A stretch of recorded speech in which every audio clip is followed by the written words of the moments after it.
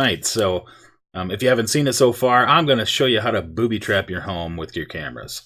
Nice part about that is you can catch your kids in the act of doing some things that maybe you know they shouldn't be doing, that you and I probably used to do when we were kids. But because we know all the tricks, we know how to catch them in the act. So I'm going to show you how to go up and set up scenes to where you can use your cameras to record when things happen in your home that you want to catch in the act. Maybe it's to catch your pet doing something. Maybe it's to catch your kids doing something they shouldn't be doing. Maybe it's to catch that wavering spouse doing something. No, I won't go there. We don't need to go there. But there's many options that you can use. This is just give you an idea of how you can start to utilize your system to its fullest potential. Because of our system being one of the best in the marketplace, and one of the reasons why I always tell people is because our system is integrated. Our security, our automation, and our video are all integrated into one system, making it very simple and easy to, okay, I won't say simple and easy. Giving it the ability to do multiple things that you can't do with separate systems. That's a big selling point when I'm talking to people, especially when they're asking me what's the difference between what you got and what I saw at Best Buy, or what I saw advertised on TV, or what I saw online. One of the biggest things that separates us from most DIY options out there is this high-end integration that we have with our system. You only find this kind of integration in inexpensive professional grade systems, which is what ours is. But it's a do-it-yourself. We've kept it stupid simple enough to where people can do it themselves and not have to pay somebody hundreds of dollars to come and program it to do things. And then we can change things around the way you want, set it up the way you want, have security on your terms, have automation on your terms, and have your video surveillance on your terms, and work them together to make it the best system in the marketplace. So anyway, I'm going to get right into it. I don't know how long this is going to take me, so I don't want to have to be short on time. So first thing I'm going to do is pull up my screen so you can see what I'm doing. So I'm going to back out here, and I'm just going to open a new window. Perfect. Okay, here we go. I'm going to pull up my computer screen and show you how to do this. Basically what it is we're going to be using the scenes and the events in your web portal in order to accomplish this. Sorry, I'm coming back. So I'm going to show you how to get into your web portal and set up events and scenes in order to facilitate this booby trapping your home with your cameras. So here you go. I'm going to put you over so you can see what I'm doing. So this is one option. There's several, but I just know this one works because I set it up. So www.mypulsarhalo.com will take you to your Pulsar Halo web portal. And obviously the same credentials that you use on your phone, you can use on this as well. Oh, does this work? Oh, hold on. Yeah, I'm upside down. Let me make myself right side up for you. Oh, there I am. So you see me down here? Hello, there I am. You probably don't want to see me, but I'm going to put myself on there so you can see. I'm not going to be paying attention to you over here because I'm watching my screen over here. So if you look, the username and password that you have there, that's going to be the same that you use in your app. So that's my username and password that I use on my app. I'm just using it on the Pulsar Halo website, web portal. It gets you logged in. So bam, now you're logged in. I've got two systems connected together, so I'm going to choose my one at home. And here you are. If you look over in the left-hand side there, you'll see that that column that you have your alarm control, your zones, your video, camera settings, home control, account settings. And so this is where you can go to set up all kinds of things like set up new contacts, etc., etc., etc.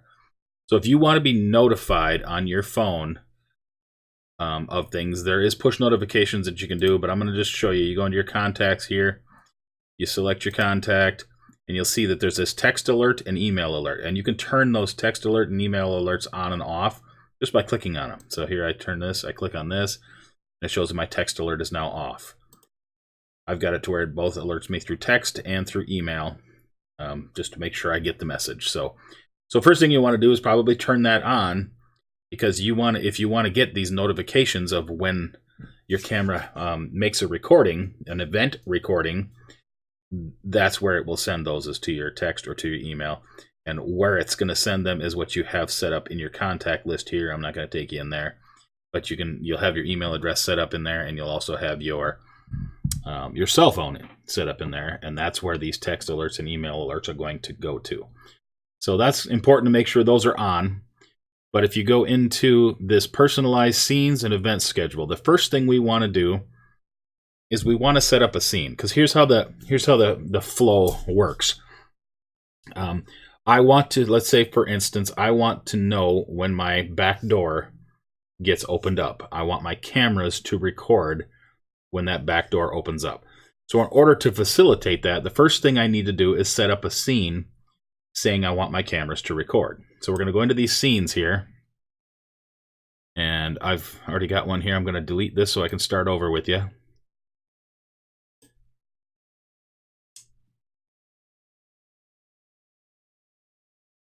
Delete.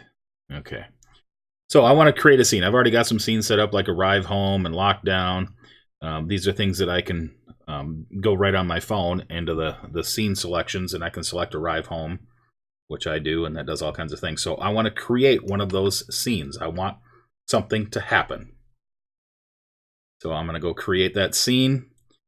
And the scene, it wants a scene name. So just give it something that you'll know. So I just put kitchen cam record. So I want my kitchen camera to record when this scene is activated. So that's the name that I'm giving it, kitchen cam record scene. So what do I want to have happen under that kitchen cam record scene? So I go down here and I select that. I'm going to shut my screen off so I'm not in your way here, so you can see everything. So I select, there we go. And because it's a camera that I want to record, so it gives me the option to select what do I want to have happen. This is the category, cameras.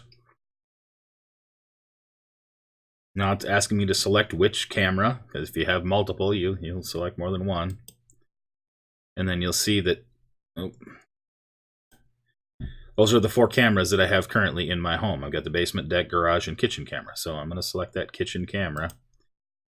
And then it's asking me one more thing. Trigger a recording using your kitchen camera. It's really the only option that your camera has in a scene.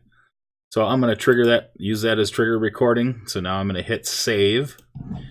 And you will see that now I have a kitchen cam record scene set up in my scenes.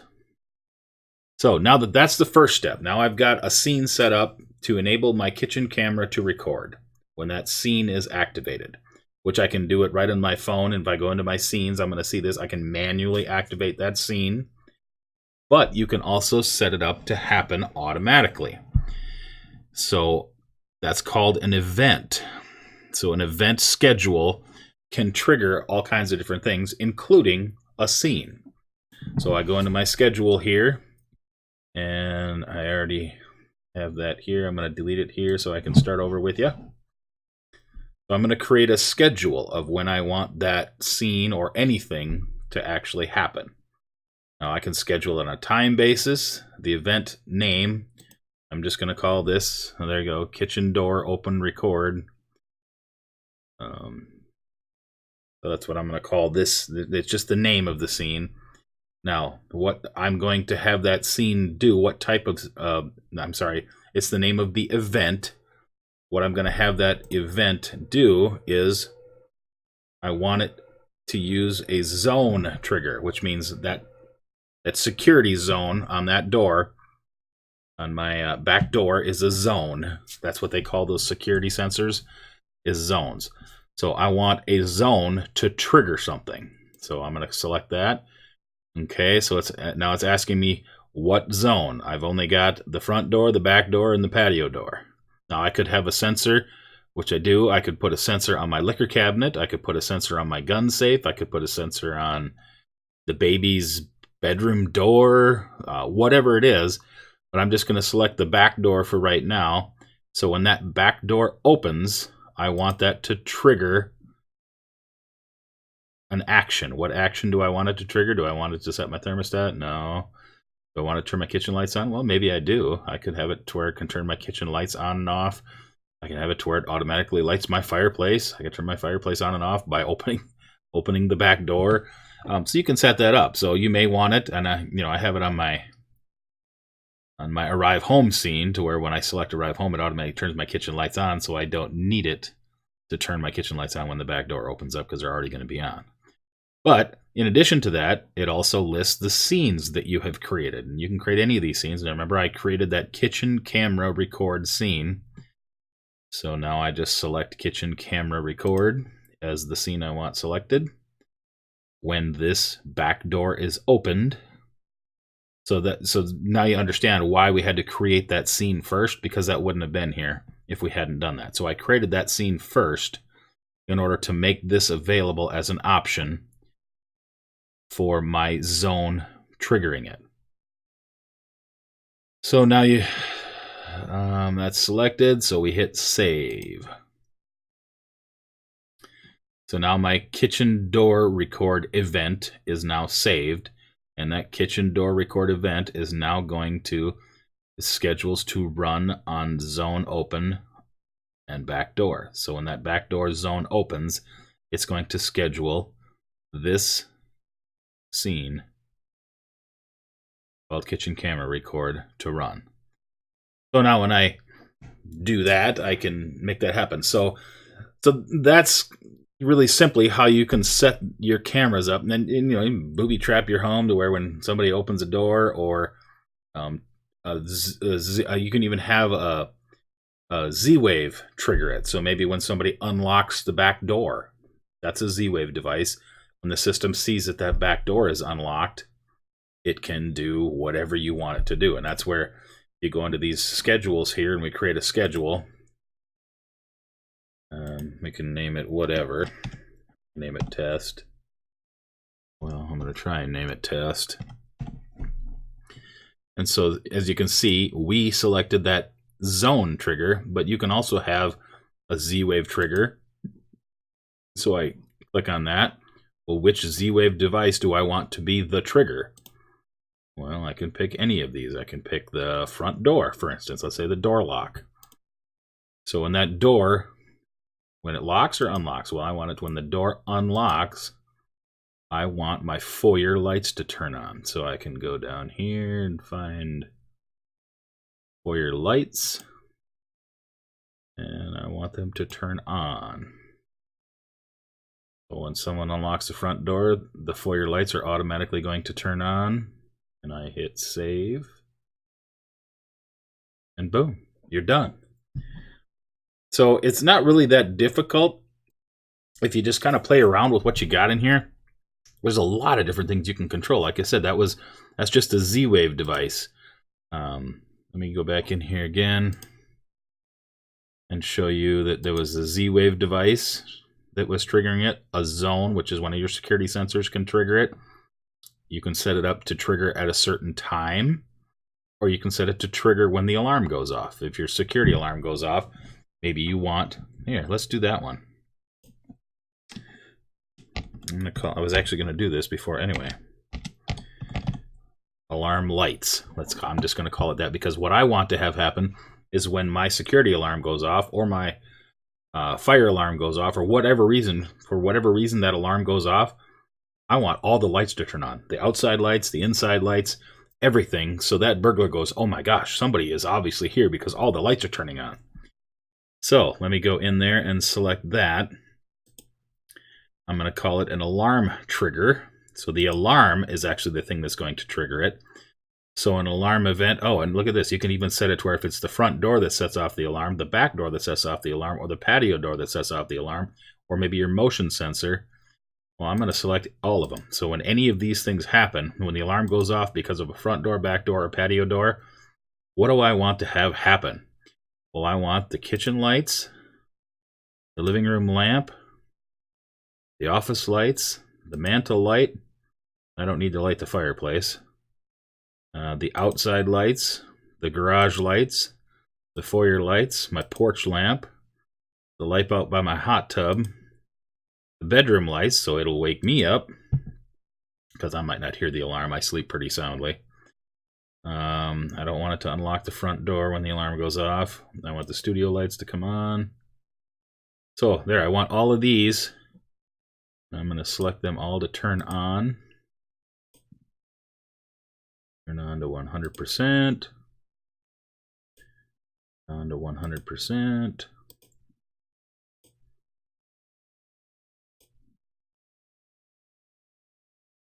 Sorry, it's taking so long, but I'm going to do it and get it set up right.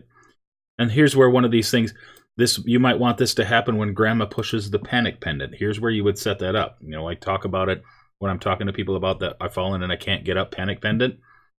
Well, I want the door to unlock and all the lights to turn on. Well, this is how you would do that. That panic pendant is classified as a zone. So you would go into the zone panic pendant. It would be listed up here as a zone. And instead of an alarm trigger, well, it could be an alarm trigger because that panic pendant will be here as well. So we would check that. So when that panic pendant goes off, I want all the lights to turn on so the EMTs can actually see to go find grandma.